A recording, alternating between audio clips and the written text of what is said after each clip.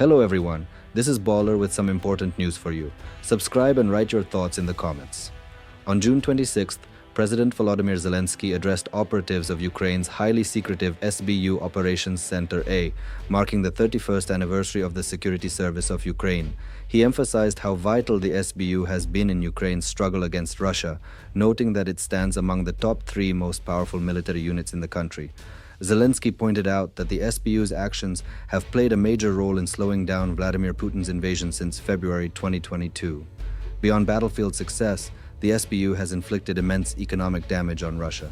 According to Zelensky, Ukraine's security service has destroyed over $5 billion worth of Russian military hardware since the full-scale war began, shredding tanks, vehicles, and equipment, and exposing the true vulnerability of Putin's forces. Zelensky declared that, thanks to the SBU alone and during this full-scale war, Ukraine has already taken out more than $5.5 billion worth of Russian assets, including tanks, combat vehicles, electronic warfare systems, and more.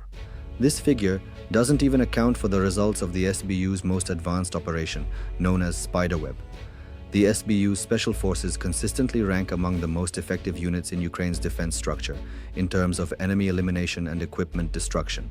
Zelensky's praise was far from symbolic. He was recognizing the relentless and impactful efforts of one of Ukraine's most elite units. He also used the moment to deliver a pointed message to Vladimir Putin, declaring that these operatives are the very same ones destroying Russia's prized aircraft, ships, and installations, and that they have no intention of stopping. That's devastating news for the Kremlin. According to the UK-based Express, the SBU has inflicted heavy losses on Russian forces. The paper reports that SBU operatives have eliminated approximately 3,000 Russian armored vehicles over the past 3.5 years. That's an average of 850 vehicles per year, or over 70 every month. The destruction doesn't stop there. The SBU has also demolished 655 Russian artillery systems and downed 4 of Putin's helicopters, and that's just the part the public knows about. There are undoubtedly more successful missions that remain classified. Zelensky made similar remarks back in 2024. He praised the SBU for evolving into a truly combat-ready and efficient agency, precisely what Ukraine needs to push back against Russian aggression. He acknowledged that not all of the SBU's work can be made public, but assured the operatives that all of it serves Ukraine's interests and bolsters national pride. Among its achievements, Zelensky highlighted the SBU's critical role in rooting out Russian collaborators, spies, and traitors within Ukraine. The agency has also actively participated in war crimes investigations and has proven especially effective in naval warfare. Thanks to SBU operations, Russian warships no longer have safe harbor in the western Black Sea or near Crimea. Zelensky insisted that Russia must be stripped of the ability to operate even in the eastern Black Sea. No invader should feel secure on Ukrainian territory, he said, adding that more Russian headquarters, supply depots, and logistics bases must be wiped out. As of July 2024, Ukrainian forces had destroyed or seriously damaged 26 Russian ships in the Black Sea, all of them part of the once feared Black Sea Fleet. That fleet had served to both defend occupied Crimea and support Russia's southern war operations. Today, the Black Sea is nearly empty of Russian vessels, all thanks to SBU-led strikes. Putin knows sending ships back would make them targets for drone and missile strikes guided by SBU intelligence. This demonstrates the scale of the SBU's impact. Still, no achievement stands taller than the successful execution of Operation Spiderweb. On June 1st, Ukraine launched one of its most audacious strikes. Not a typical drone attack or long-range missile barrage, but a bold infiltration deep into Russian territory. Months before the strike, SBU operatives infiltrated Russia under the guise of business people, purchasing warehouse space near key Russian air bases. Please support my channel with a small donation. It's not much for you, but for me, it's an incentive to keep going and bring you important news. I've included a PayPal link to support my channel in the description for this video. Thank you. As June approached, these operatives arranged for the transport of over 100 Ukrainian drones, concealed within specially built wooden crates. These crates were stored in the acquired warehouses, awaiting orders. On June 1st, Russian truck drivers, unaware of what they were moving, delivered the crates close to the target airfields. Then, the compartments opened, releasing waves of Ukrainian drones aimed directly at Russia's most critical military assets, its strategic bombers. By the end of the operation, Ukraine claimed to have damaged or destroyed at least 41 Russian bombers, including Tu-95s, Tu-22Ms, and Tu-160s. The strike also knocked out several A-50 radar planes, critical to Russian Air Command. Nearly a third of Russia's nuclear bomber fleet was crippled. The estimated financial loss to Russia, $7 billion. Although multiple Ukrainian units were involved, the SBU played a central role in orchestrating the operation that dealt such a psychological and logistical blow to Moscow. Just days later, on June 28th, the SBU struck again, this time at the Kirovsky airfield in occupied Crimea, once a key Soviet anti-submarine testing base and recently a hub for Russian fighter jets. In April 2024, the UK's Ministry of Defense had exposed that Russia was painting fake Su-30s on the airfield to inflate its air power. On June 28th, the SBU launched a massive drone attack on the base, targeting ammunition depots, drone storage facilities, and air defense systems. Among the assets destroyed were a Panzer S-1 system and several helicopters, including Mi-8s, Mi-26s, and Mi-28s. The SBU stated that secondary explosions continued throughout the night and warned that no Russian equipment or munitions are safe, not in Crimea, not at the front, and not in the rear. Predictably, Russia tried to downplay the attack, claiming that 40 drones were shot down over Crimea. But satellite imagery and damage assessments told a different story, one of devastation and another notch in the SBU's growing list of accomplishments. The SBU's effectiveness is amplified by its coordination with other Ukrainian military units. On the day before the Kirovsky strike, Ukrainian drones hit 4 Su-34 bombers at Marinovka airfield in Russia's Volgograd Oblast, destroying 2 and damaging 2 more.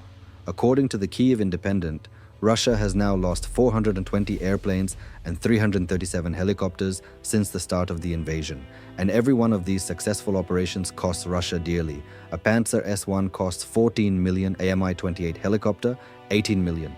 The SBU keeps striking at Russia's most expensive equipment, and Putin seems powerless to stop it. To understand why, we have to look at how the SBU evolved. Known also as Alpha Group, the SBU has a complicated history. Its roots stretch back to the Tsarist era Okhrana, a secret police force that used brutal methods to serve Russian imperial goals. After Ukraine declared independence in 1991, the Okhrana was restructured into the SBU in 1992. The Alpha Group was created shortly after, followed by the Counter-Terrorism Center in 1998. Yet for years, the SBU remained plagued by corruption and Russian influence, particularly under President Viktor Yanukovych, who used the agency to suppress opposition.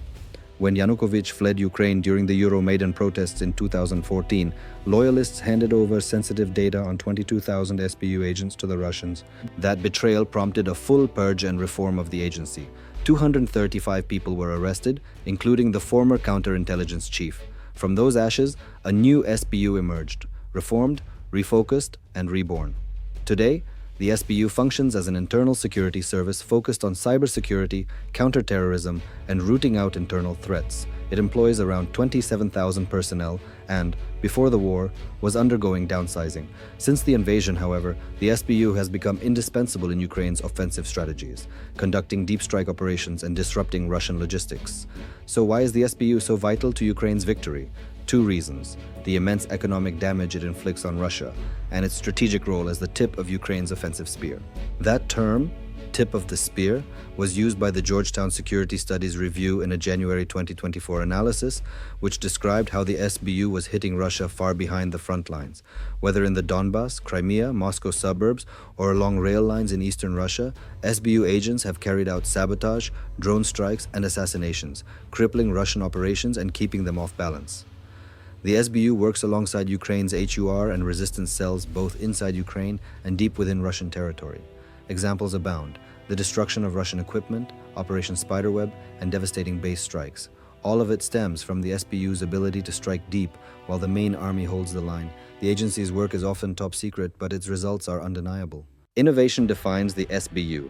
In March 2022, they carried out a world first by using towed 152mm artillery pieces to sabotage Russian forces in Poliske, far behind enemy lines, destroying 48 vehicles and 45 ammunition trucks. It was the first of many bold operations that followed. Snake Island's liberation, the crippling of the Black Sea Fleet, and Spiderweb all bear the SBU's mark. Ironically, what was once a Russian-backed agency is now the very weapon stabbing Russia in the side. Putin can't predict where the next strike will land and hasn't successfully stopped or captured a single operative. Beyond the tactics, the numbers matter. Zelensky's $5.5 billion figure was no exaggeration. It underscores the crushing cost the SBU has imposed on Russia's war machine. According to Business Insider, Russia's liquid reserves have fallen from $117 billion in 2021 to just $31 billion. These funds could run out by fall 2025, forcing budget cuts, rationing, and economic collapse. Inflation is out of control, interest rates hover around 20%, and even Putin recently admitted military spending must be cut. The 4.3% economic growth in 2024 is a mirage, driven entirely by war mobilization. Behind the curtain, Russia teeters on the brink of recession. Each SBU strike exacerbates the crisis, pushing Putin closer to impossible choices: replace destroyed hardware with non-existent money or leave Russia vulnerable. That's the real weight behind the $5.5 billion in damage. The SBU is dismantling Russia's military, shredding its resources, and cornering Putin in a war he never imagined would turn so costly. Russia's desperation is now painfully clear. They're deploying tanks built in the 1960s to make up for the SBU's devastating toll, and the longer this war continues, the more damage the SBU will cause. If you found this analysis compelling, subscribe to BAWLER for more detailed breakdowns on the evolving war in Ukraine.